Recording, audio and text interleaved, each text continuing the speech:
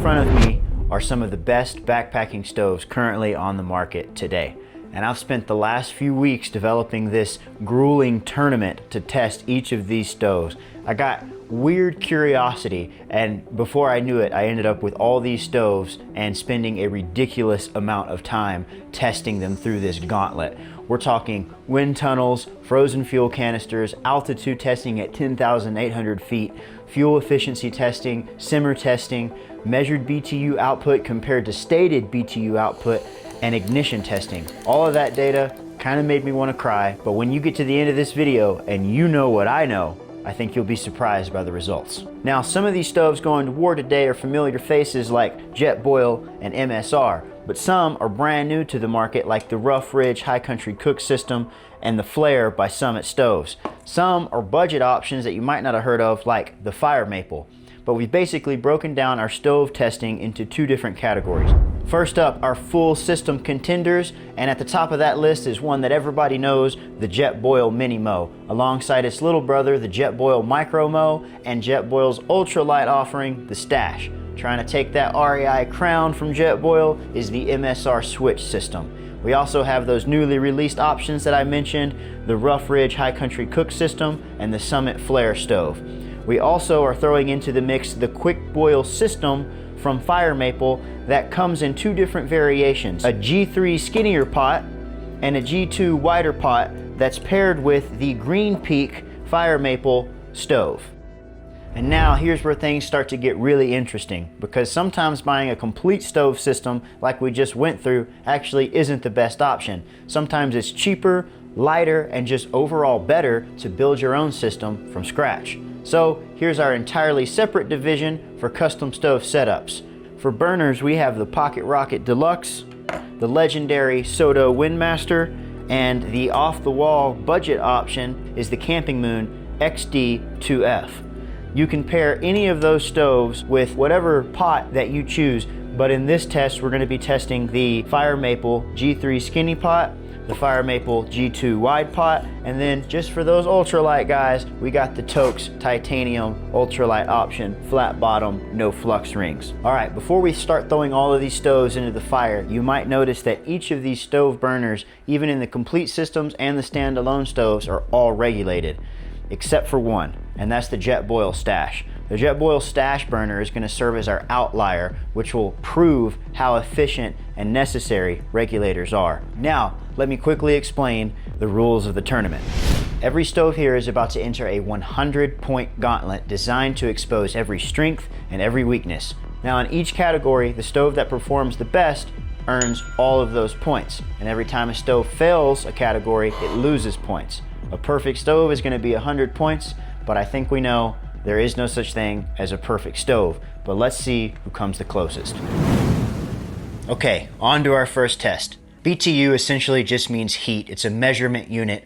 1 BTU is the energy it takes to raise 1 pound of water 1 degree. So the math's pretty simple. Water weight in pounds, then you take the time it takes for the water temperature to go from cool to boiling, which in my area near Bozeman, Montana, at our altitude is 204 degrees, and then we'll take all of that data, put it into the formula, and we got our actual BTU output. Then we'll compare that to what the manufacturer said the output was. We got a lot of burners here to test, so let's get started.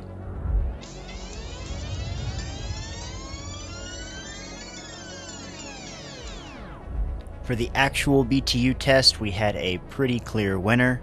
The Camping Moon absolutely ripped, delivering 4,971 BTUs per hour actually delivered. So it'll be taking first place with a full 10 for 10 points. Right behind it was the PocketRocket Deluxe at 4,580 BTUs, gonna earn 9 points, followed closely by the Firemaple Quick Boil at 4,102 BTUs, earning 8 points. And then we had a pretty tight group right there in the middle, the Soto WindMaster, the Rough Ridge, the Summit Flare. They all landed around 3,600 to 3,700 actual BTUs. So they're all gonna be getting 7 points, and then from there, the results started dropping off all the way down to last place, where the Jetboil Stash only delivered 2,300 actual BTUs. So when I first started this video, I thought I was going to be able to get wind results in real life scenarios. So I went to the top of my little mountain in my backyard. That ridgeline really gets a lot of wind action, but the problem is that I would get 20-mile-per-hour gusts, and then it would die down to 6, and then hit 15, and then go back to 20, and then 25 and 28. It wasn't a true test of what actual wind is going to do at sustained storm winds. So for this test, we measured actual wind speed at burner height using an anemometer, which is a wind meter, and tested every stove system at 5, 10, and 20 miles per hour. So we're going to jump right in at our 20 miles per hour test, and I actually did some preliminary testing and was able to mark out quite a few stoves that just couldn't compete. They would never boil at 20 miles per hour constant wind. And that was the Rough Ridge didn't hack it, the Mini Mo didn't hack it, the Stash didn't hack it, and the Micro Mo didn't hack it. Now some of these performers left up here were able to do it. Now we're going to get our actual measurements, and you may notice that we've got a guest here. Shout out to my friend Corey Pearsall who let me borrow this. This is the MSR reactor. As you can see, this burner head is quite a bit different. It is not a normal stand-up burner. It is a radiant heater, and this is touted to be the best of the best in alpine conditions, whether that's extreme cold or extreme wind. These are used on like summiting expeditions. We're gonna get our measurements from that and then see how the rest of these guys compete against that. And we're gonna start out with this 20 miles per hour because that's the most fun.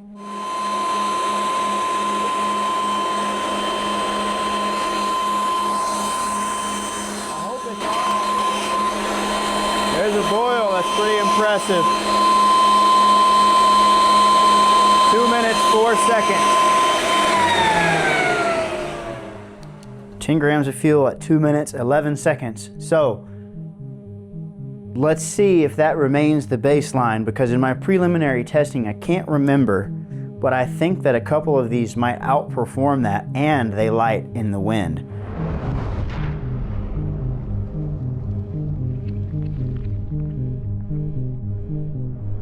So these are the full results from the 20 mile per hour wind test. You can pause here in the video if you want to look through every stove and compare the 20 mile an hour results against the no wind baseline, but I'm just going to recap the highlights here.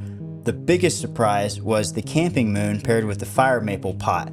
It took first place, boiling in just 1 minute and 46 seconds while only using 12 grams of fuel.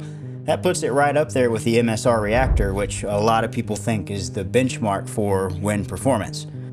And the PocketRocket Deluxe kind of came in a surprising second, followed by the Soto WindMaster in third, and the Soto WindMaster really doesn't live up to its name here, but it did boil. And then outside of our top 3 podium, the Summit Flare deserves a little bit of credit here too. It was slow, really slow, but it boiled and it only used 10 grams of fuel, just as efficient as the MSR reactor. But that is the results for the 20 mile an hour wind test. Now let's drop the wind speed a bit and see how everything performs at 10 and 5 miles per hour compared to the no wind baseline.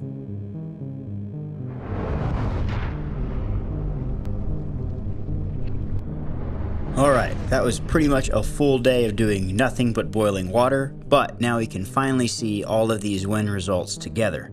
This chart shows every stove from the no wind baseline through 5, 10, and 20 miles an hour, all right here. Again, pause the video if you want to look through the numbers and compare specific systems. I'm only going to go over the highlights here. Once again, I'm just honestly shocked the Camping Moon paired with the Firemaple Pot, the Amazon special, came out on top. It had some seriously impressive boil times, solid fuel efficiency, and somehow managed to outperform every other stove in this category. And it was still one of the cheapest setups in the entire test. The top 3 stayed pretty consistent from the 20 mile an hour results: Camping Moon in first, PocketRocket Deluxe in second, and the Soto WindMaster in third. And at 10 miles an hour, only 2 systems failed to boil: the MSR Switch and the Jetboil Stash. Everything else managed to finish the test, but nothing super impressive to compete with those top 3 stoves. And one thing that really stood out to me was the Rough Ridge stove continuing to sink further towards the bottom of this chart with wind testing.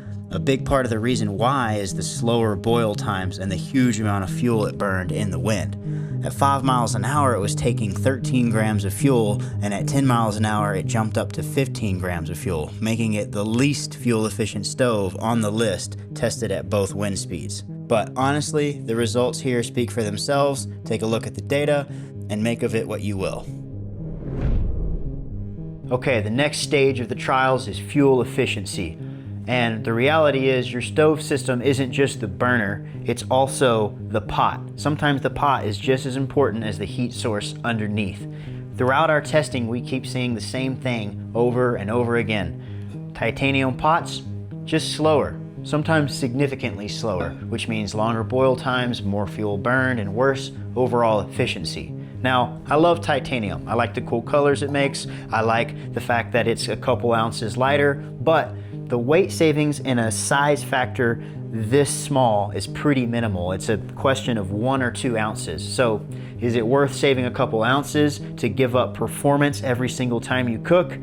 Because that's something you're going to be doing if you run titanium over aluminum. And that's because the metal titanium itself is actually a terrible conductor of heat. Titanium conductivity is roughly 20 watts per meter Kelvin, whereas hard anodized aluminum is 180 meters per Kelvin. Aluminum transfers heat 9 times faster than titanium. Those are crazy numbers. Now, that doesn't mean that every single time you use aluminum, you're going to boil 9 times faster than titanium.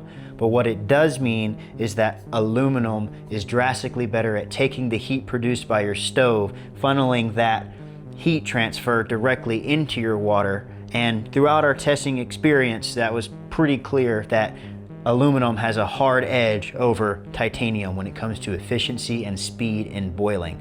Now, if you're really trying to shave grams and ounces and you're cutting your toothbrush in half, titanium's obviously going to be your metal. But if you prioritize effectiveness, efficiency, and speed of boil, you gotta go aluminum. And not only that, there's one more piece of the puzzle we gotta talk about before we move on to the actual test, and that is these things. The little fins on the bottom of the pot.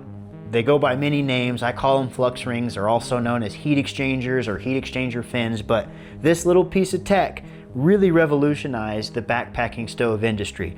Before flux rings, everything was just, your grandpa's tin can over a fire, like this Tokes. The heat of the stove would hit the bottom of your little pot and just kind of move around and lose a lot of heat. It escapes around the sides of the pot or gets carried away at the wind, whatever.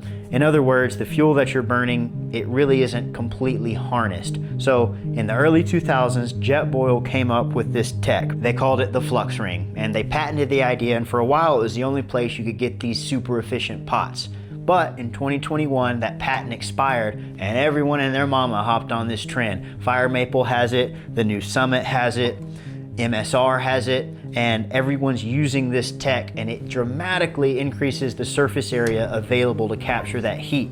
So the flame isn't just heating the bottom of the pot anymore, it's heating dozens of these little flux ring flanges, and those channels trap the heat and push it up into the water. So it basically means better fuel efficiency, quicker boils, and on top of that, the flux rings really help with blocking the wind when the wind picks up. So in simple terms, they squeeze more bang out of your buck when it comes to grams of fuel burnt. So throughout these tests, pay attention to those two things, how aluminum is a better transfer of heat and how flux rings really have a hard edge and crush stoves without flux rings when it comes to boil time and overall efficiency. So for this test, each stove will be given 16 ounces and it's got to bring that 16 ounces to a full boil, and we'll measure two things. First, how much fuel is consumed, and second, how long it took to get there. Because to me, both of those things matter. A stove that takes a little fuel but takes 8 minutes to boil is not great, but a stove that boils really fast and burns a lot of grams of fuel is also not great. The best backpacking stove, in my opinion, needs a balance between speed and efficiency. So as we start to get these results in, we're going to be looking for the systems that use the least amount of fuel while still delivering the fastest boil time possible. Those stoves will get the most amount of points, and the stoves that burn too much fuel and take too much time will fall to the bottom of the charts. Let's get into it. So to measure fuel efficiency, We weigh each fuel canister before and after every boil. Then we note the boil time and repeat the process 3 times over for each stove. Then we average out those 3 results to get a reliable fuel efficiency score, and that's what you're seeing here on this chart.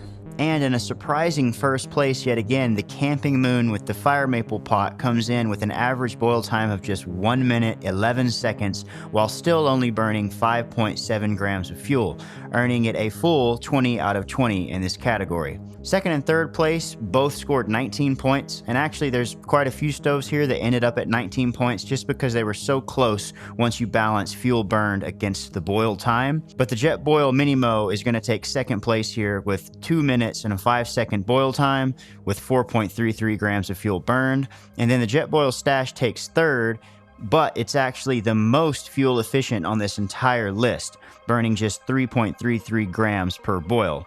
But its 2 minute, 38-second boil time brings down the overall score just a little bit. Also worthy of note, the Micromo here is just a little bit behind the Minimo on its boil time at 2 minutes, 28 seconds, but it actually burns less fuel than the Minimo at 3.67 grams per boil.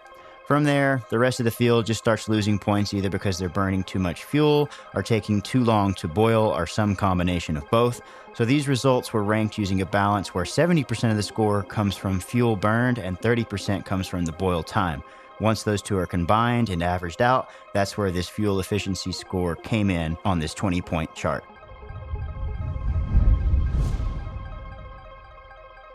Okay, so all the weights are in, but before I assign rankings and points, I want to make a quick note that on both the Soto and the Camping Moon, because they're so similar body sizes, the Tri-Flex adapter from Soto, it's $17.99 on Amazon. It is well worth the buy because not only does it save you almost a whole ounce in weight compared to the 4-burner, this Tri-Flex right here is almost an ounce lighter, but that's not even the reason I run it. The reason I run a Tri-Flex is that these 3 pot legs will fit in almost every stove, and that allows it to recess in further and block it from the wind, and you'll see that in the wind performance section. But not only that, but it saves some weight. So for $17.99, I would highly recommend if you decide to get either the Camping Moon or the Soto WindMaster, it's as easy as you take the 4-flex off. Here's the Soto 4-flex. You take it off and you just slide this on, and now you've got a Tri-Flex system that fits perfectly with these Firemaple pots and everything else, and it recesses the burner away from the wind.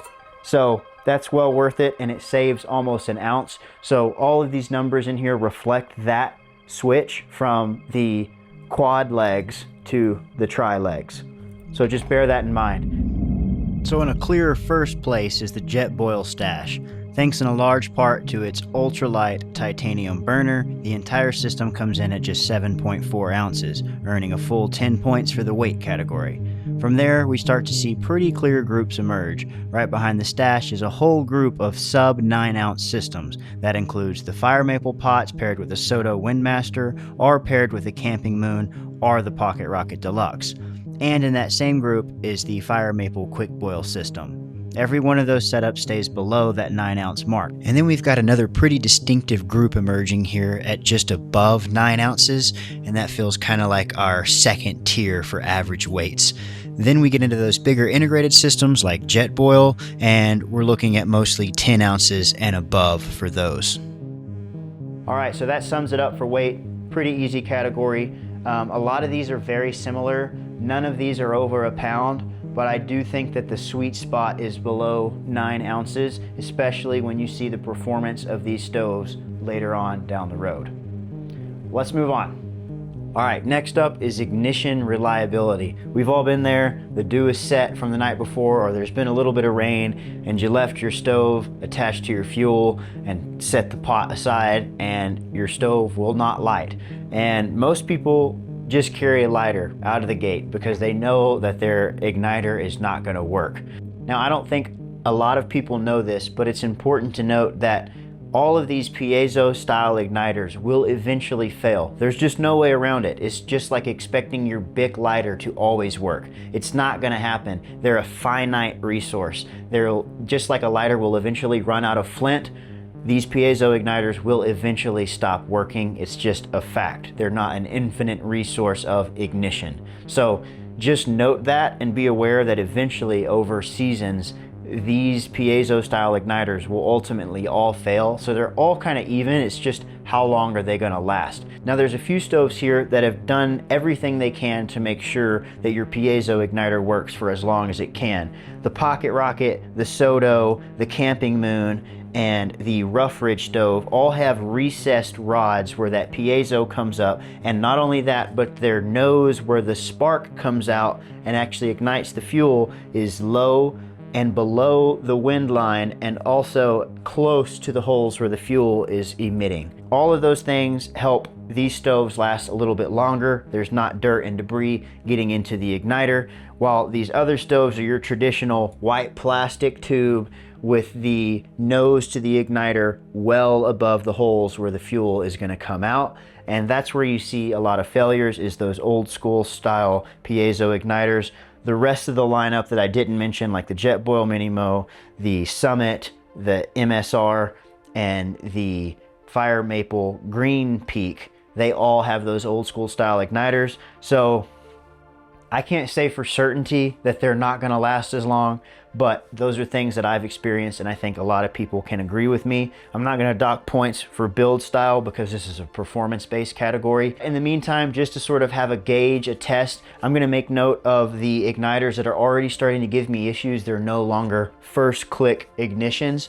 And I'm also going to soak each of these with about 5 sprays of water to sort of replicate that dew or light rainfall in the morning when you wake up and you're trying to light your stove when it's wet. And we'll kind of give and take some points from some of these stoves based on this water test. I'm gonna give about probably 5 sprays per burner head.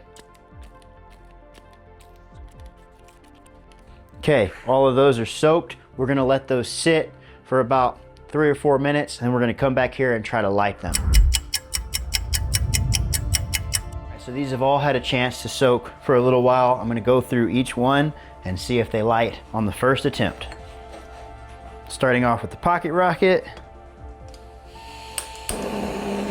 2 clicks. Soto WindMaster.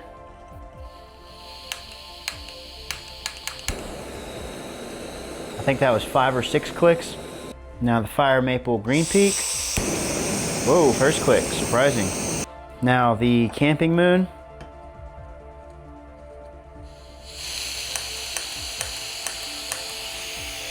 7, 8, 9, 10, 11, 12. Okay, it is failing to ignite in wet conditions. The Camping Moon is going to lose 2 points in this category. Okay, moving on. MSR switch.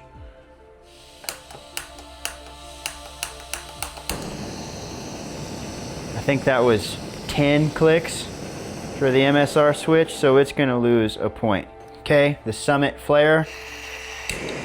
First click, way to go, Summit. The Rough Ridge.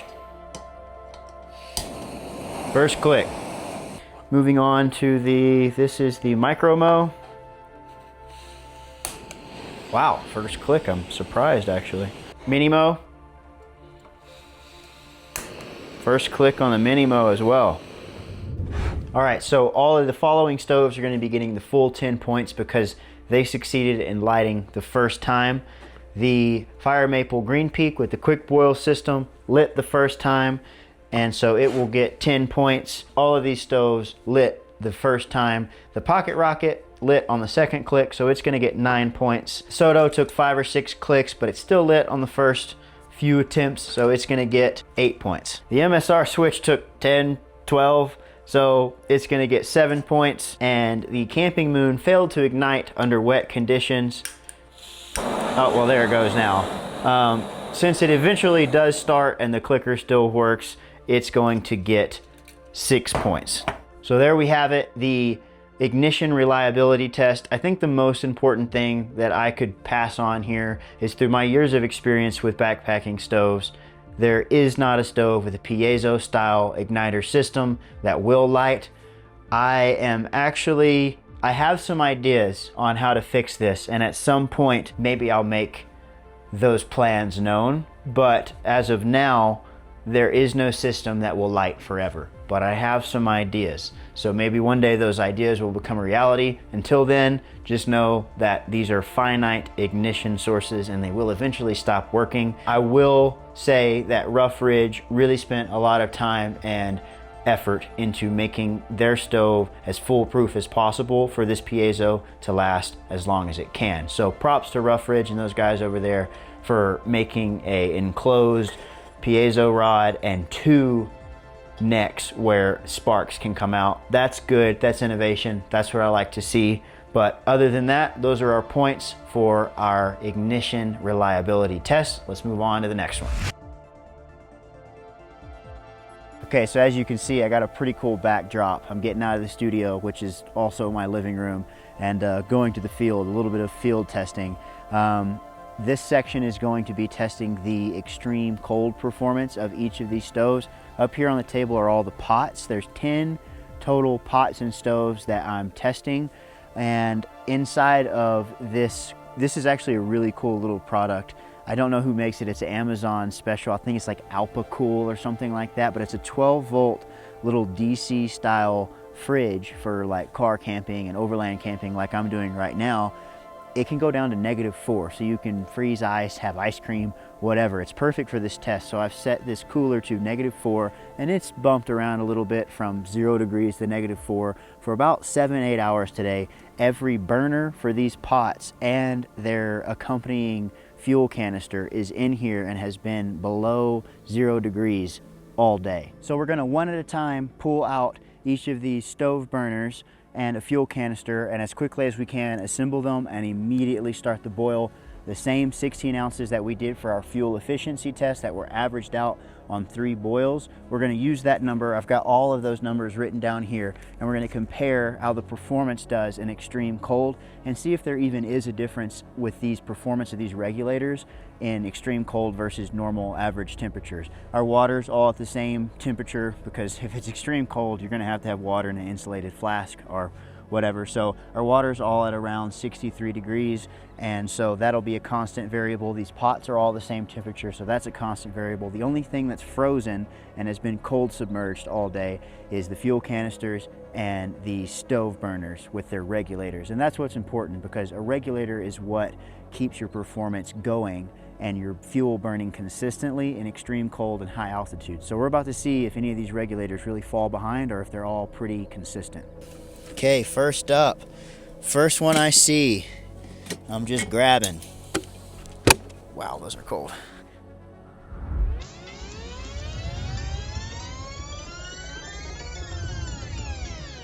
Weirdly enough, one of the best performers here was the Soto WindMaster. It actually used slightly less fuel than its baseline and added only 14 seconds to its original boil time.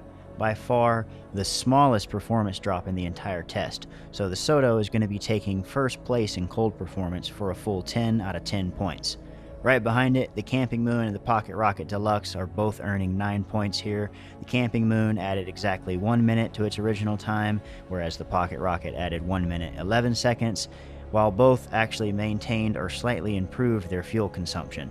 The Rough Ridge was similar, adding 1 minute 19 seconds to its boil time, and surprisingly here, dropped from an 11-gram baseline of fuel burned to just 9 grams of fuel burned in the cold test. Weird. The Summit Flare really tanked here. It burned essentially the same amount of fuel, but its boil time increased by a massive 3 minutes and 26 seconds. And then, of course, in dead last is our only non-regulated stove, the Jetboil Stash. Its boil time increased by 4 minutes and 22 seconds, while fuel consumption jumped by about 2.7 grams per boil. So I think this test really did a good job of showing how much a regulated stove can matter when the temperatures start to drop. Okay, so this isn't exactly how I pictured this going. I thought I was going to have this really romanticized, great view all alone at 10,000 something feet in Beartooth Pass, but I forget that it's summer and it's tourist season. So we're here, we're at the top, we're at about 10,800 feet, and we're just in a little pullout here, people going by. It is not awesome at all. We do have a great view, but I'm gonna be using the inside of this car because it's super windy. I mean, big gusts coming through, obviously it's a pass. So we're at 10,800. This is gonna be our altitude test. I'm just gonna run through all of these stoves, record the grams burned and the time it takes, and it's just gonna all happen right here. Not romantic, not cool, but it's data. So let's get going.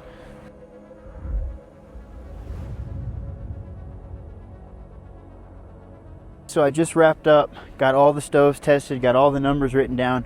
We're gonna head back to the studio, compile all that data, but initial impressions are, I don't think 10,800 feet made a lick of difference in these boil times, maybe a slight bit, but really no difference. So, you know, just a quick 4-hour trip to test it, but we know now, we know. We'll see you back at the studio. And it turned out I was right. I honestly expected the high altitude test to shake things up a little bit more than it did, but weirdly, nothing changed.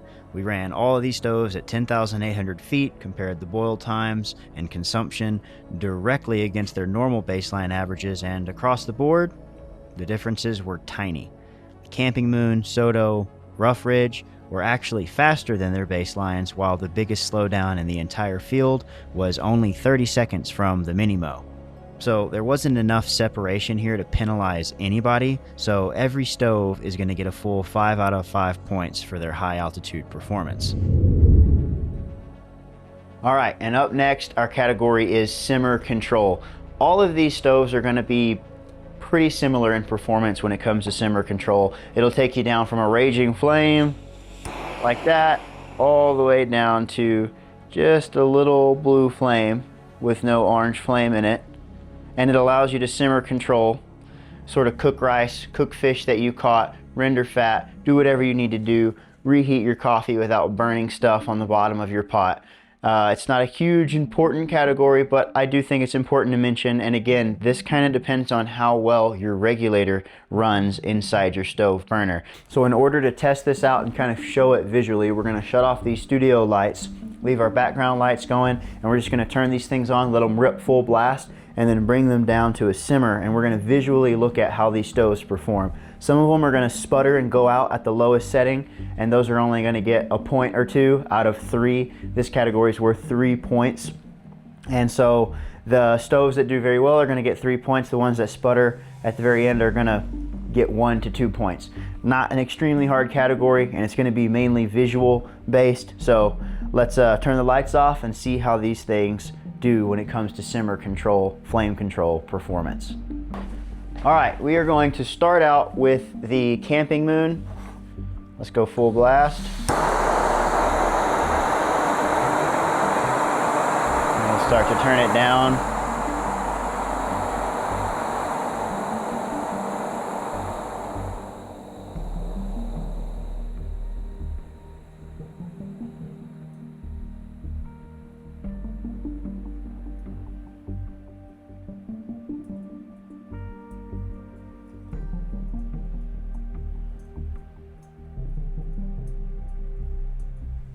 I'd say that's a pretty low flame though.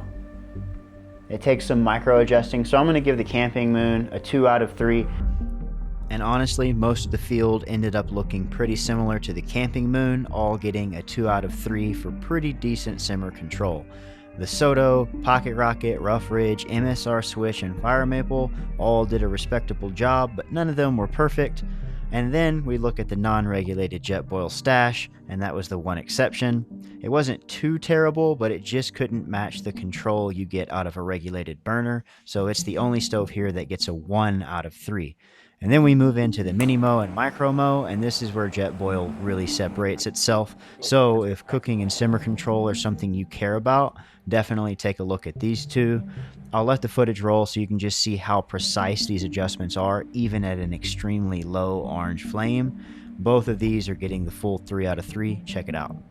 Wow, okay, so it was very annoying at first. I thought it was annoying that you had to do so many turns to get it to start affecting the flame, but that has now come in handy because a quarter turn at this level of flame, this is unachievable in any of the other stoves. This type of simmer control, that light orange flame in the middle, almost like a candle, that doesn't happen, and I'm still able to micro adjust this flame at this level.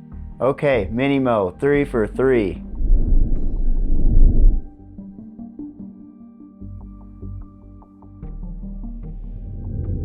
Build and ergonomics. I'm in a little bit of a different setting because I've got to run some tests and show you guys some B-roll of some of the stuff I'm going to talk about. I also am in a different setting because this is post-editing this entire video. I realized that my build and ergonomics literally could be its own video.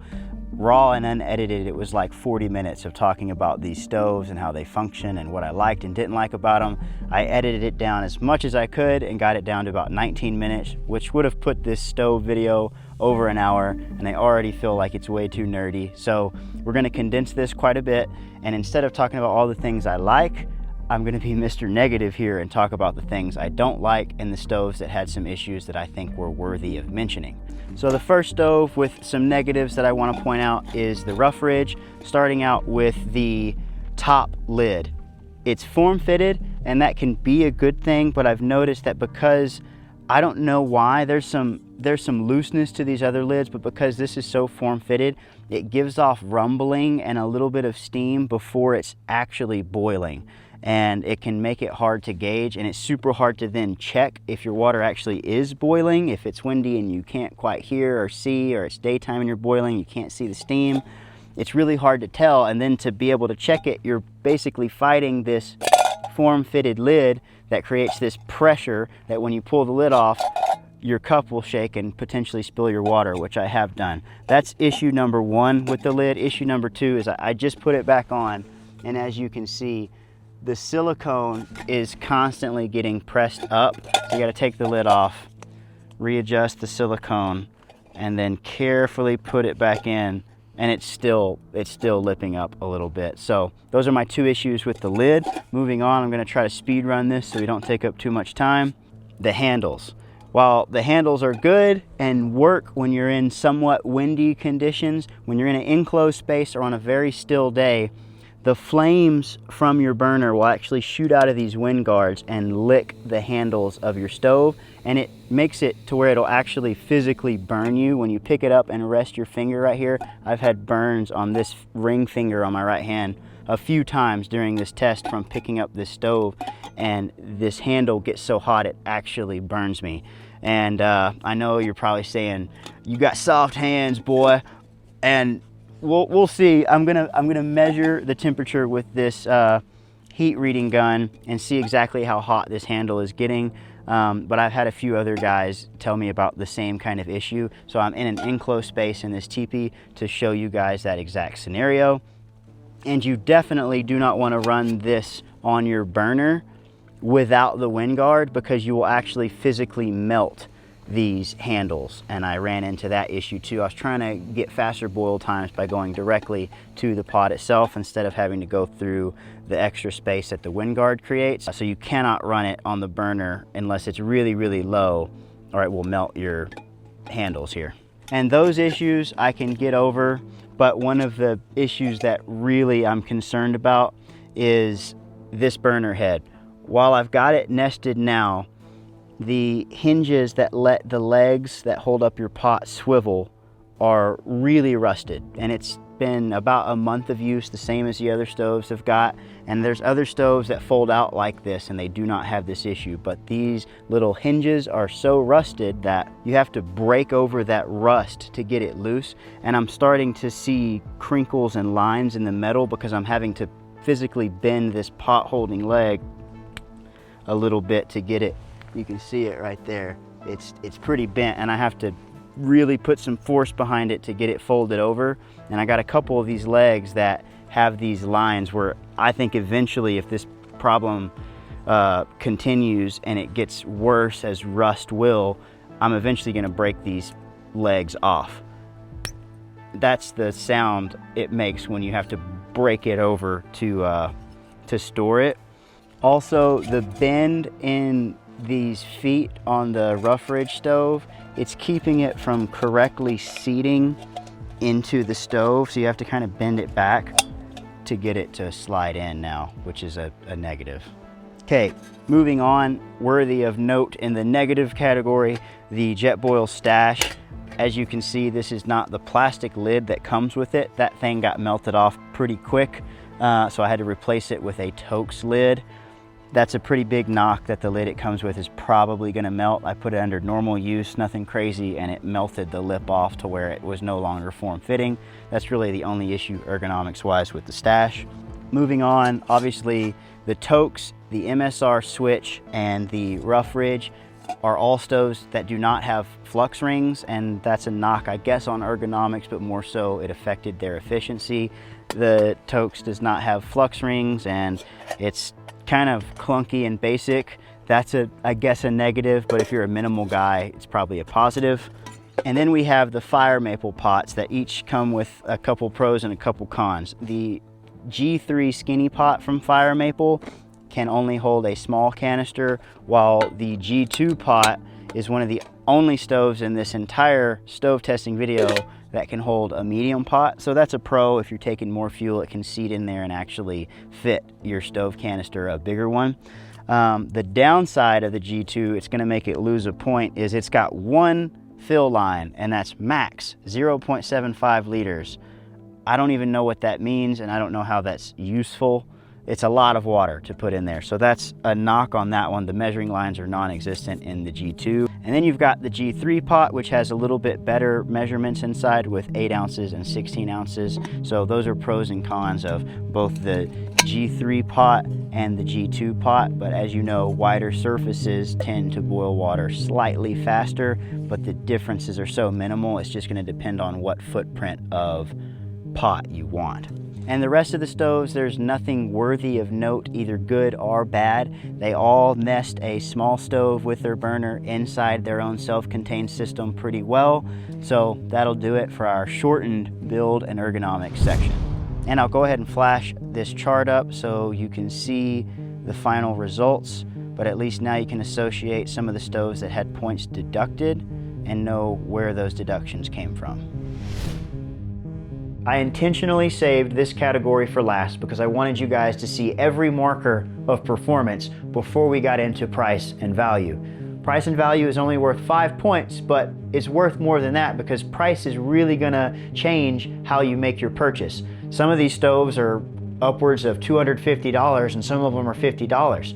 So you need to pick your budget and look at the performance and see what you're willing to pay for that performance. That's what this category is for. So let's jump right in and start looking at those numbers. So price is where things get pretty interesting. The Firemaple Quick Boil is here on top as the cheapest option for a complete system, starting at just $49.95. And considering how well it performed throughout all these tests, it's going to take the full 5 for 5 points for value. And the Camping Moon setups are right behind that at around $68 to $73, depending on which pot you choose. And with the performance we've seen from that stove, the Camping Moon is also going to get a 5 for 5.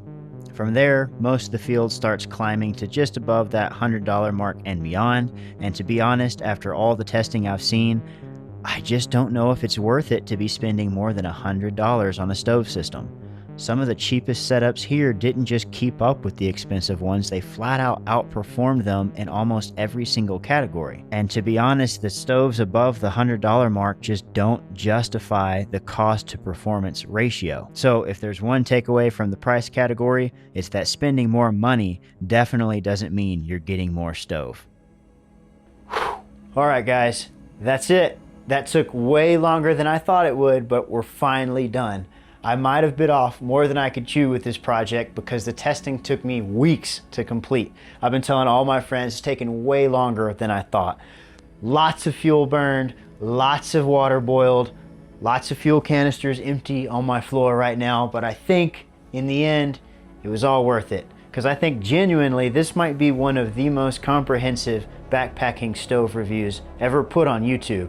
And I tried to be as scientific and as objective as I possibly could. I paid full price for every single stove in this test. Nobody paid me to say anything good or bad about any of these stoves.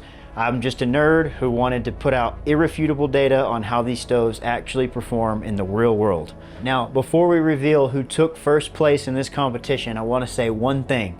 The stove that you have right now boils water. Seriously, it gets the job done. So if your stove isn't on the top of this list, don't panic and bang your head against the wall and run and buy a new stove right now because Kayam said that my stove didn't perform as well as the other stove and I paid more money.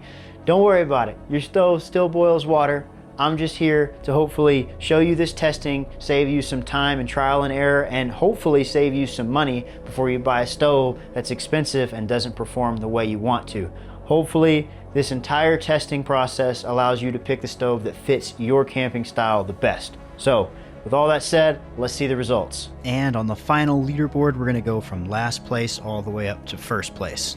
In 10th place, the Jetboil Stash finished with 50 out of 100 points, and in 9th place, the Rough Ridge High Country Cook System came in with 51 points.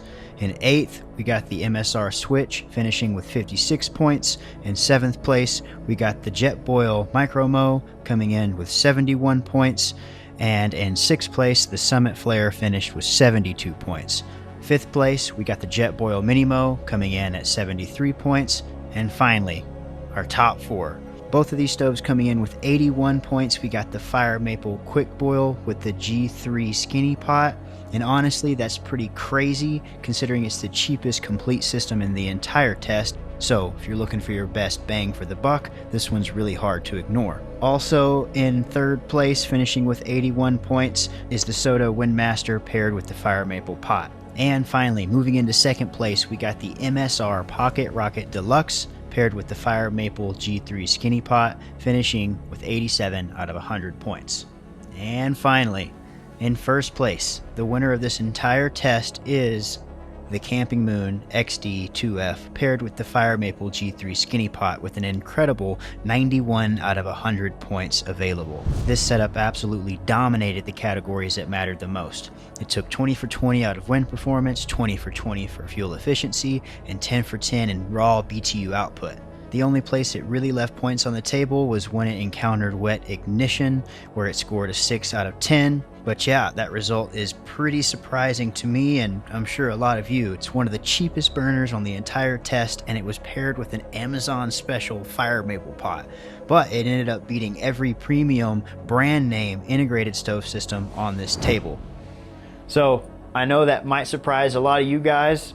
One of the cheapest stoves on the market paired with the Amazon special Firemaple pot of your choosing, the G2 wide or the G3, took first place out of every category. I can't believe it either. When I started this testing and I started seeing it, I started rooting for the underdog, and what do you know? The Amazon shopping list ended up on top. I can't believe it. All right, guys, that's gonna be a wrap on this video. Thanks for watching and coming along on this journey. If you enjoyed it and want to see more videos like this, the easiest way to support me is to subscribe and just come along the journey as I hunt, camp, and fish in the outdoors and test out some more products. If you know of any products you want to see tested, or maybe I missed a stove that you think could beat out the Camping Moon, leave it below in the comments and I'll check it out. All right, before I get carried away and end the video and forget, we are doing a giveaway. 2 stoves are going out to 2 lucky winners because I'd rather them see use than sit here collecting dust. I'm giving away the winner overall, the winner that took first place over everybody, the Firemaple G2 pot with the Camping Moon XD2F burner. It still works, I promise.